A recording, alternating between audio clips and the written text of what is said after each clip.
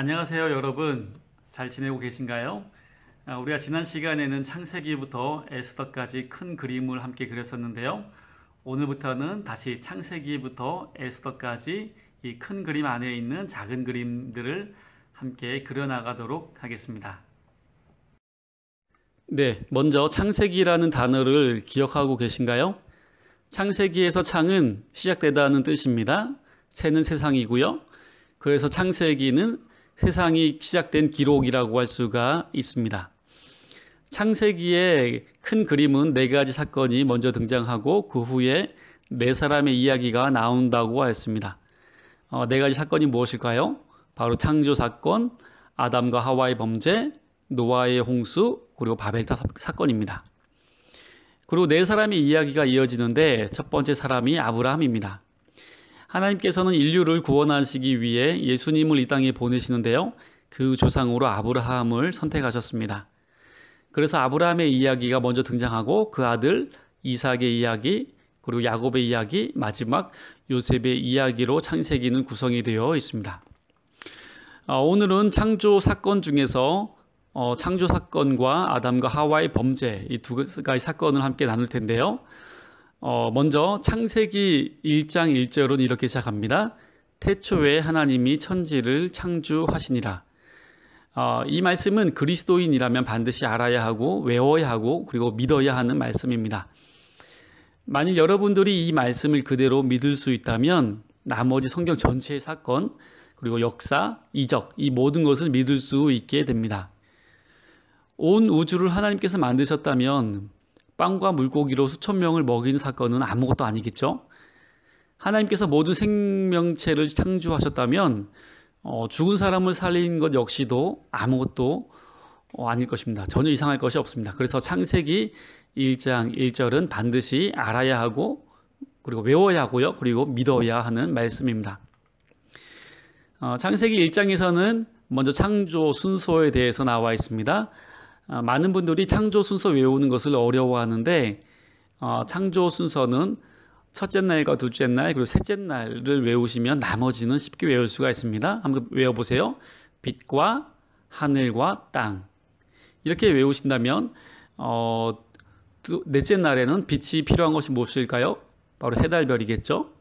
그리고 하늘에서 날고 있는 새와 바다의 물고기 그리고 땅에서는 동물과 사람 이렇게 연결해서 우리가 외울 수가 있게 될 것입니다. 다시 한번 외워보세요.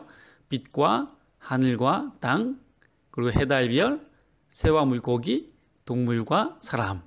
이렇게 하시면 창조 순서를 어느 정도 외울 수 있게 될 것입니다. 창세기 2장에서는 이제 하나님께서 에덴 동산을 만드시고 사람을 살게 하시는데요. 최초의 사람이 아담입니다. 아담은 에덴 동산에 살면서 하는 일이 있었어요. 그것은 모든 동식물, 동물 그리고 물고기 이런 동물들에게 이름을 지어주는 일이 바로 아담의 일이었습니다.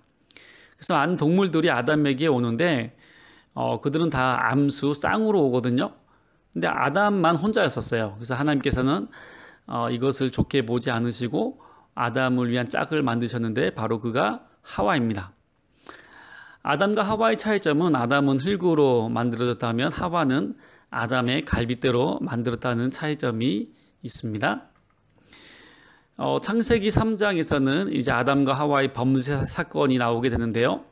먼저 뱀이 여자에게 접근하여 선악과를 먹도록 유혹을 합니다. 선악과를 먹으라 그러면 하나님처럼 너희가 선악을 알게 될 것이다 라고 이렇게 유혹을 하게 되고요. 근데 선악과를 그렇게 해서 먹게 되는데요. 먹은 후에 가장 먼저 일어난 현상은 바로 그들이 서로 벌거벗었다는 것을 알게 되어서 부끄러워했다는 것입니다. 그래서 무화과 나뭇잎으로 이제 치마를 만들게 됩니다. 하나님께서 이 사실을 알고 이제 벌을 내리시는데 아담에게는 이제 평생 일을 해야 노동을 해야 먹을 수 있는 그런 노동의 벌을 주셨고요. 하와에게는 이제 아이를 낳을 때에 해산의 고통을 주셨고 뱀에게는 평생 이제 기어다니면서 흙을 먹게 하는 그런 벌을 주시게 됩니다. 그리고 아담과 하와는 에덴 동산에서 쫓겨나게 되는데 에덴 동산에서 쫓겨난 후에 이제 두 아들을 낳게 됩니다. 그 아들이 바로 가인과 아벨입니다.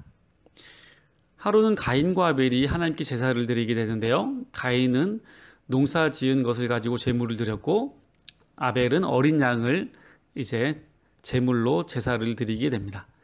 근데 하나님께서는 아벨의 제사는 받으셨지만 가인의 제사는 받지 않으셨습니다.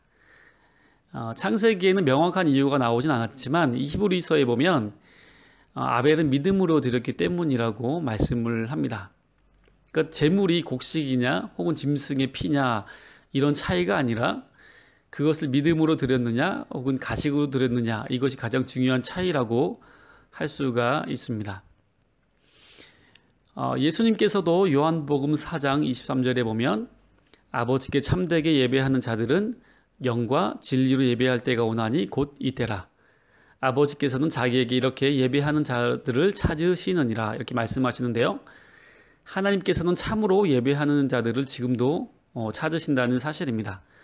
우리가 지금 코비드19로 인하여 온라인 예배를 드리고 있지만 예배 장소가 중요한 것이 아니라 그보다 그 예배를 내가 영과 진리로 드리고 있느냐.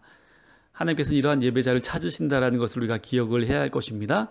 그러나 아무래도 가정에서 혼자 혹은 한 가정이 예배를 드리다 보면 예배에 집중하는데 많은 어려움이 있을 것인데요. 혹시 이런 어려움을 느끼는 분들은 다른 가정, 두 가정 내지 세 가정이 함께 모여서 예배를 드리시면 어느 정도 예배 분위기를 잡을 수 있을 것이라 생각을 합니다. 네, 오늘은 여기까지 하도록 하겠습니다. 그러면 오늘 함께 나눈 것들을 복습하는 차원에서 제가 문제를 내겠는데요. 문제의 답은 댓글로 달아주시기 바랍니다. 꾸준히 참여하신 분들에게는 나중에 소정의 선물을 드리도록 하겠습니다. 네, 감사합니다.